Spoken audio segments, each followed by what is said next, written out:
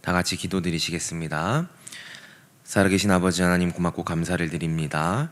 이 설 연휴 첫째 날 이 새벽 가운데에서도 주님께 예배하고자 나아가는 귀한 성도님들 머리머리 위에 하나님의 은혜와 은총이 가득 넘치게 하시고 그 자리에 주님 임재하시고 우리의 예배를 기쁨으로 받아 주시옵소서.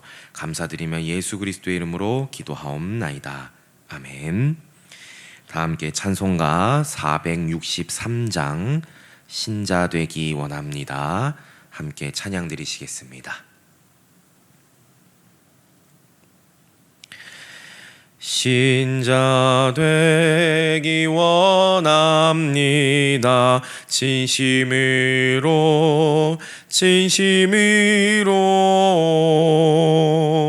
신자 되기 원합니다. 진심으로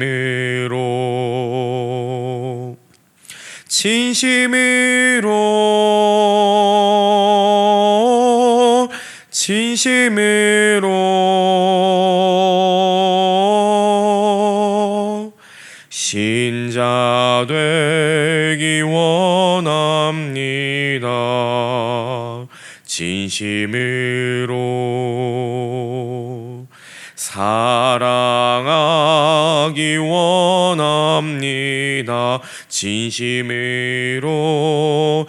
진심으로 사랑하기 원합니다. 진심으로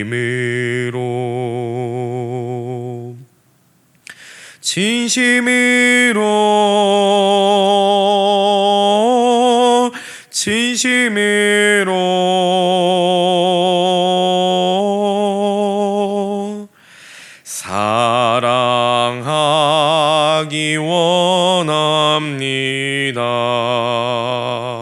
진심으로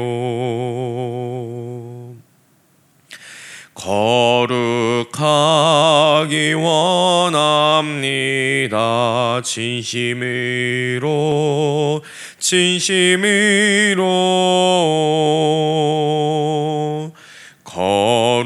거룩하기 원합니다.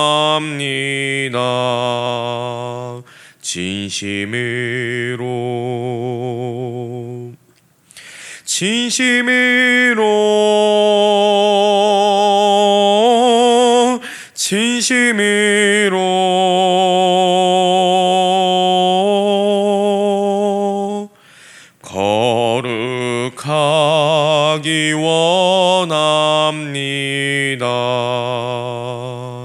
진심으로 예수 닮기 원합니다. 진심으로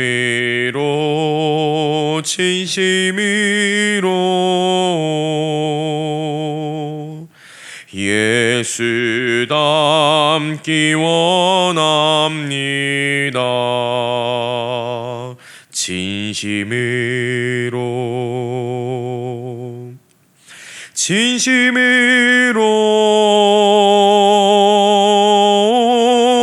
진심으로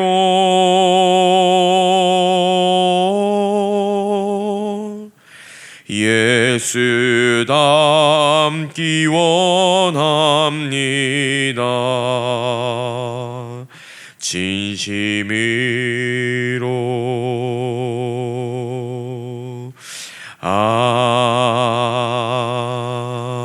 아멘.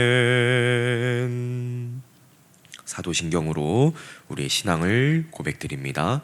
전능하사 천지를 만드신 하나님 아버지를 내가 믿사오며 그 외아들 우리 주 예수 그리스도를 믿사오니 이는 성령으로 잉태하사 동정녀 마리아에게 나시고 본디오 빌라도에게 고난을 받으사 십자가에 못 박혀 죽으시고 장사한 지 사흘 만에 죽은 자 가운데서 다시 살아나시며 하늘에 오르사 전능하신 하나님 우편에 앉아 계시다가 저리로서 산자와 죽은 자를 심판하러 오시리라. 성령을 믿사오며 거룩한 공회와 성도가 서로 교통하는 것과 죄를 사하여 주시는 것과 몸이 다시 사는 것과 영원히 사는 것을 믿사옵나이다. 아멘. 성경 봉독하겠습니다. 오늘 우리에게 주시는 하나님 말씀은 신약성경 사도행전 10장 1절부터 8절까지 말씀입니다. 사도행전 10장 1절부터 8절 말씀까지 제가 가진 성경 페이지 203쪽 3쪽 신약성경 사도행전 10장 1절부터 8절입니다. 한 절씩 나누어서 교독하도록 하겠습니다. 가이사랴에 고넬료라 하는 사람이 있으니 이달리아 부대라 하는 군대의 백부장이라. 그가 경건하여 온 집안과 더불어 하나님을 경외하며 백성을 많이 구제하고 하나님께 항상 기도하더니 하루는 제9시쯤 되어 환상 중에 밝히 봄에 하나님의 사자가 들어와 이르되 고넬료야 하니 고넬료가 주목하여 보고 두려워 이르되 주여 무슨 일이니이까. 천사가 이르되 내 기도와 구제가 하나님 앞에 상달되어 기억하신 바가 되었으니 내가 지금 사람들을 요바에 보내어 베드로라 하는 시몬을 청하라. 그는 무두장이 시몬의 집에 유숙하니 그 집은 해변에 있다 하더라. 마침 말하던 천사가 떠나매 고넬료가 집안 하인 둘과 부하 가운데 경건한 사람 하나를 불러 이 일을 다 이루고 요바로 보내니라. 아멘. 할렐루야. 사랑하는 성도 여러분, 설 연휴 첫째 날 새벽 오늘도 어김없이 예배 자리를 사수하며 주님 앞에 영과 진리로 나아가시는 여러분을 진심으로 환영하고 축복합니다. 오늘은 사도행전 10장 1절부터 8절의 말씀을 묵상하면서 우리 주님 주시는 지혜를 구하고자 합니다. 먼저 본문 1절 말씀에 보면 장소적 배경으로 가이사랴라는 장소가 언급되고 있습니다. 가이사랴는 지중해 연안에 위치한 해안 도시입니다. 이 도시에 대해서 좀 살펴보면 헤롯 대왕이 인조 항구를 지어서 로마 황제인 가이사 아구스토에게 바친 도시이기도 합니다. 또한 로마 총독부가 위치해 있었던 아주 중요한 핵심 도시이기도 했죠. 이 도시는 과거 빌립 집사가 전도한 성읍으로도 알려져 있고 훗날 바울이 와서 복음을 전하기도 합니다.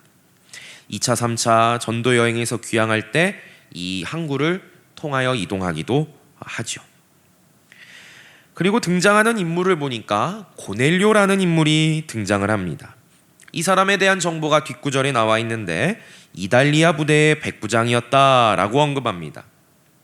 이 이달리아 부대가 무엇인가? 이 부대는 귀족의 자제들로 구성된 엘리트 부대였는데 아마도 총독 보호를 위해 배치된 지원 부대였던 것 같습니다.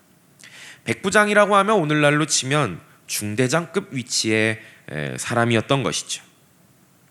고넬료라는 인물의 정보가 2절에서도 나옵니다. 그는 어떤 사람이었습니까? 경건했습니다. 온 집안과 더불어 하나님을 경외하였습니다. 백성을 많이 구제하고 하나님께 항상 기도하던 사람이었다라고 말합니다. 그렇습니다. 고넬료는 이방인이었지만 하나님을 경외하며 경건의 삶을 살았던 사람입니다. 그리고 하나님을 경외하며 경건의 삶, 곧 구제와 기도의 삶을 살았던, 즉 실천적 신앙인이었다는 점을 알 수가 있습니다. 이제 3절부터 놀라운 일이 벌어집니다. 제9시쯤 되어 환상 중에 밝히 보았다라고 말하는데요. 아마도 고넬료가 이 시간만 되면 그 시간을 정하여 기도했던 것 같습니다. 그때 환상을 본 것이죠. 하나님의 사자가 들어와 고넬료를 부릅니다. 그러자 고넬료가 주목하여 보고 두려워 말합니다. 무슨 일이십니까? 그러자 천사가 이렇게 말합니다. 너의 기도가 그리고 구제가 하나님 앞에 상달되어 기억하신 바가 되었다. 그렇습니다. 고넬료의 기도와 구제는 하나님 앞에 상달되어진, 하나님 앞에 온전히 드려진 것이었습니다. 자신의 의의가 쌓이고 자신의 종교심에 쌓이는 기도와 구제가 아니라 온전히 하나님께 드려져 나는 없어지고 주님만 남는 신앙 그리고 삶이었다는 점이죠. 하나님께서는 그런 고넬료의 구제와 기도를 주목하여 보고 계셨던 것입니다. 그러면서 주의 사자가 하시는 말씀이 베드로라 하는 시몬을 초대하라는 말씀을 하십니다. 왜 베드로를 초대하라고 하셨을까요? 그것은 바로 예수 그리스도의 참된 복음을 알려주시고자 함이었던 것입니다. 그래서 10장 후반부로 넘어가 보면 베드로가 고넬료의 집에서 복음의 진리를 전파하는 장면들이 나옵니다. 어쨌든 오늘 본문에선 주의 사자가 고넬료에게 베드로라 하는 시몬을 초대하라 합니다. 과연 고넬료가 어떻게 반응하였을까요? 7절 8절 말씀에 보면 이렇게 나옵니다. 고넬료가 집안 하인 둘과 부하 가운데 경건한 사람 하나를 불러 이 일을 다 이루고 욥바로 보내니라. 그렇습니다. 고넬료는 주님의 사자의 말씀을 듣고는 곧장 하인 2명과 경건한 사람 하나를 불러서 욥바로 보냅니다. 왜 욥바로 보냅니까? 베드로가 욥바에 있기 때문이죠. 지금 뭐 하려고 하는 거예요? 말씀에 따라 순종하여 베드로를 초대하기 위해 보낸 거죠. 이렇게 오늘 본문이 마무리됩니다. 저는 오늘 설 연휴 첫째 날 이 본문 말씀을 통하여서 여러분과 두 가지를 좀 묵상해 보고자 합니다. 첫 번째는 향기로운 제물에 대한 것입니다. 한번 따라해 보시겠습니까? 향기로운 제물. 고넬료는 하나님을 경외했고 많은 구제를 하였으며 또한 항상 기도하는 신앙인이었습니다. 즉 하나님을 향한 굳건한 믿음과 삶의 실천들, 삶의 열매들이 가득했던 신앙인입니다. 그런 고넬료를 향하여 주의 천사는 4절에서 말하길 너의 기도와 구제가 하나님 앞에 상달되어 기억하신 바가 되었다 말씀합니다. 이건 뭘 말하는 걸까요? 주께 드려진 향기로운 제물이 되었다는 거예요. 빌립보서 4장 18절 하반절에 이런 말씀이 있습니다. 제가 읽어드리겠습니다. 이는 받으실 만한 향기로운 제물이요 하나님을 기쁘시게 한 것이니라. 아멘. 그렇습니다. 고넬료의 신앙은, 그의 삶은 하나님이 받으실 만한, 하나님을 기쁘시게 하는 향기로운 제물의 삶이자 향기로운 제물의 신앙이었던 겁니다. 두 번째로 살펴보고 싶은 것은 겸손한 신앙입니다. 한번 따라해 보실까요? 겸손한 신앙.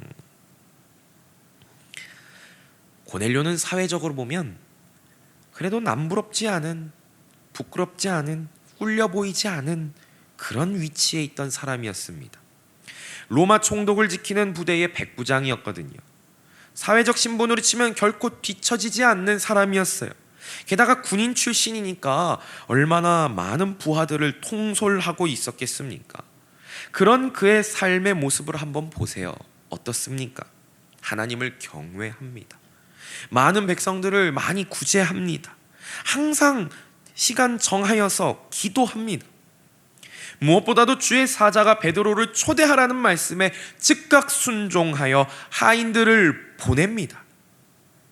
고넬료는 겸손한 신앙의 소유자였던 겁니다. 세상적으로 비교해보면 고넬료와 베드로를 비교해보세요. 베드로는 어부 출신의 별 볼 일 없어 보이는 사람처럼 비춰질 수 있습니다. 그런데 주의 사자가 그를 초대하라 말씀하니 고넬료가 어떻게 합니까? 극진히 그를 초대합니다. 그냥 전가를 보내어 좀 와주세요 라는 메시지만 보내는 게 아니라 하인들을 보내고 그 안에 또 경건한 사람 한 명을 더 보내서 베드로를 극진하게 모셔오는 거예요. 이런 장면을 보면 고넬료가 정말 겸손한 신앙의 소유자였다라는 것을, 복음 앞에서 참 겸손한 자였다라는 점을 알 수가 있죠. 말씀을 맺습니다. 사랑하는 대형교회 성도 여러분, 오늘 본문 말씀을 통하여 우린 두 가지를 살펴봤습니다. 향기로운 재물, 겸손한 신앙. 우리는 철저히 하나님 앞에 드려지는 향기로운 재물이 되어야 합니다. 재물은 온전히 태워서 없어집니다. 향기만 남게 됩니다. 이것입니다. 우린 향기로운 재물이 되어서 하나님께만 드려지는 신앙 되고 하나님께만 드려지는 삶이 되어야 됩니다. 내가 남아서 나의 의의를 채우고 나의 종교심을 채우는 신앙과 삶이 아니라, 나의 뭔가를 채우기 위한 삶이 아니라 나의 모든 걸 태워 없어지고 주님만 남게 되는 신앙이자 삶이 되어야 하는 것입니다. 그리고 날마다 겸손한 신앙인 되어야 됩니다. 사회적 신분이 어떻든, 나의 경제적 상황이 어떻든, 나의 인기가 좋든 없든 우린 늘 하나님 앞에 겸손하게 서 있어야 합니다. 벼가 익을수록 고개를 숙인다라는 옛말이 있습니다.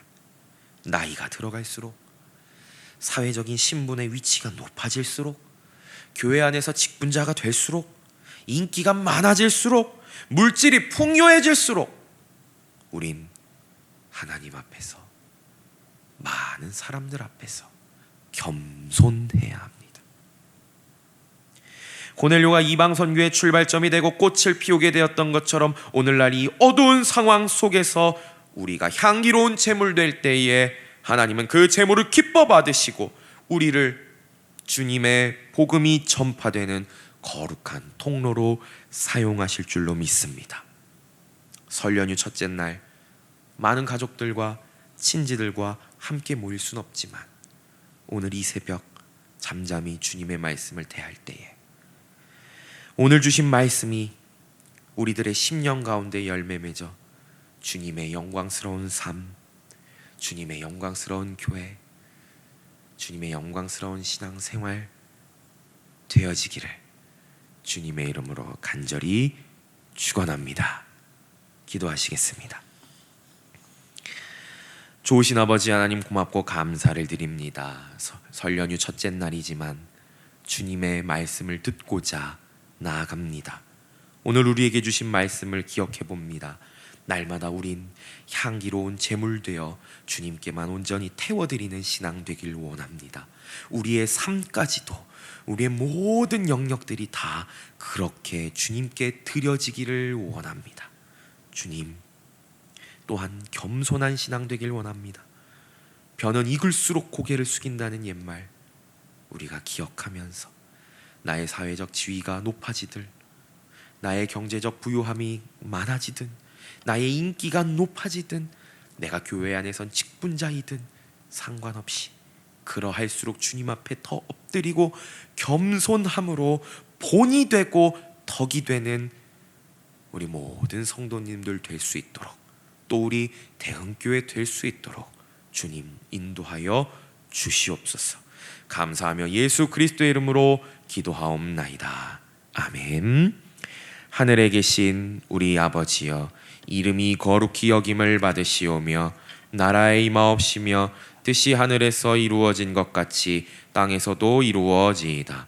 오늘 우리에게 일용할 양식을 주시옵고 우리가 우리에게 죄 지은 자를 사하여 준 것 같이 우리 죄를 사하여 주시옵고 우리를 시험에 들게 하지 마시옵고 다만 악에서 구하시옵소서.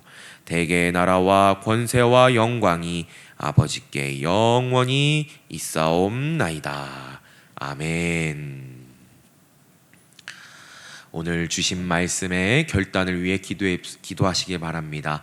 대형교회와 한국교회를 위해, 또 코로나의 소멸과 온전한 회복을 위해, 예배의 영광을 회복하는 2021년도가 되기 위해 계속해서 중보기도도 합니다. 환우들, 또 포에버분들, 수험생들, 모든 교우들을 위해 함께 중보하며 기도해 주시기를 바랍니다. 함께 기도하시겠습니다.